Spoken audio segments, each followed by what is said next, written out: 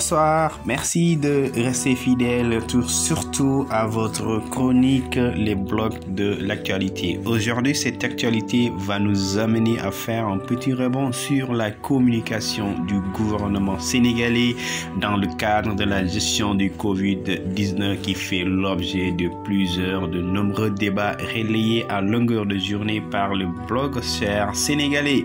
Alors, aujourd'hui, c'est un plaisir de décortiquer ici les différents actes posés depuis le début de cette crise et plaide pour un retour aux fondamentaux de la communication.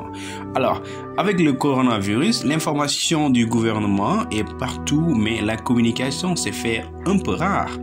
Beaucoup des messages sont partagés depuis l'apparition du coronavirus par le gouvernement du Sénégal. Au regard des pratiques communicationnelles au cours, il semble nécessaire de revenir aux fondamentaux de la communication des crises. Ce réajustement c'est d'autant plus urgent que le Covid rouvre tous les aspects d'une polycrise sanitaire, économique, sociale, géopolitique, etc. Il fallait maintenant, dès le départ, ne pas s'éloigner des règles de base de la profession tout en prenant en compte du contexte, c'est-à-dire ces principes qui sont pensés, informer, expliquer, rassurer l'opinion publique. D'abord, on va commencer par le premier concept qui est pensé. Il est une règle d'or en communication, comme on l'a appris dans les amphis, une communication d'or de risque et de crise, c'est-à-dire la première urgence est de penser. Penser le contexte, la communication n'est jamais un système fermé. Il est au contraire ouvert sur un environnement. Nous, au Sénégal, le problème, ou bien en Afrique, dans une situation de vulnérabilité de certains ménages, et l'injection de nouvelles logiques, distanciation sociale, couvre-feu, réduction du temps de travail, de l'occupation, de l'espace dit public, pensez les acteurs. Dans cette approche qui est systématique, l'individu prend part à une situation de communication. Alors, il n'est jamais passif, même devant une catastrophe. D'ailleurs, c'est ce qui explique, entre autres, les débordements notés à la Médina et dans d'autres quartiers ou villes du pays. En effet, les récepteurs filtrent, hiérarchisent et peuvent refuser les messages, c'est-à-dire les comportements, les habitudes sont à analyser comme de la communication. Cette communication maintenant qui devient un processus social qui englobe des modalités variées et concomitantes comme les gestes, les paroles et le rapport à l'espace géographique. Et cela est un refus de pensée qui se heurte à un déficit pour bien informer. Maintenant, on va aller maintenant au principe de informer. Même en communication, situation normale, ce verbe dans la pratique professionnelle prend en compte le contenu à partager et sa mise en forme avec la communication gouvernementale, pour ne pas dire étatique. Des réajustements se font sentir nécessaires aussi bien dans la forme que dans le fond. Je donne un exemple. La multiplication des communiqués sans date ni signature persiste dans des messages avec des mots techniques difficiles à comprendre par le public non initié. À ce niveau, l'utilisation des langues nationales est à saluer, même si les figures de style sont à bannir. Le vocabulaire de la crise, exemple, qui n'accepte que la concision, la clarté et le concret. Récemment, avec ce qu'on note ici, des fake news à travers des publications de communiqués du ministère de l'Éducation nationale sur une probable réouverture des classes le 4 mai. Alors, l'action d'informer, ce n'est pas un synonyme non plus de la multiplication des plateformes si elles ne sont pas nécessaires et pertinentes. Informer maintenant revient à penser le public et à exclure toute infantilisation et stigmatisation dans la communication publique. Depuis maintenant l'apparition des premiers cas de coronavirus, le gouvernement nous fait que ce qu'on appelle l'information. Parfois trop, les nombreux ministères avec leur prise de parole médiatique et les communiqués respectifs créent un brouillard informationnel.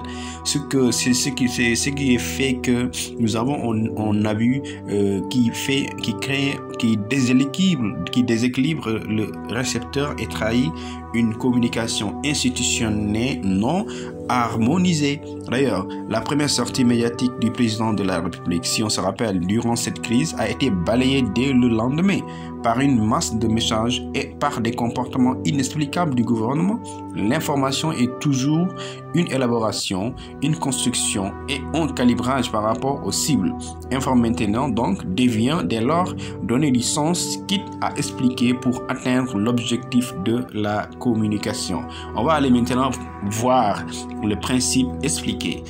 La communication dans cette crise qui exige pédagogie et méthodologie. Avec le coronavirus, l'information gouvernementale est partout, mais la communication se fait rare, comme on l'a dit à l'entame de nos propos.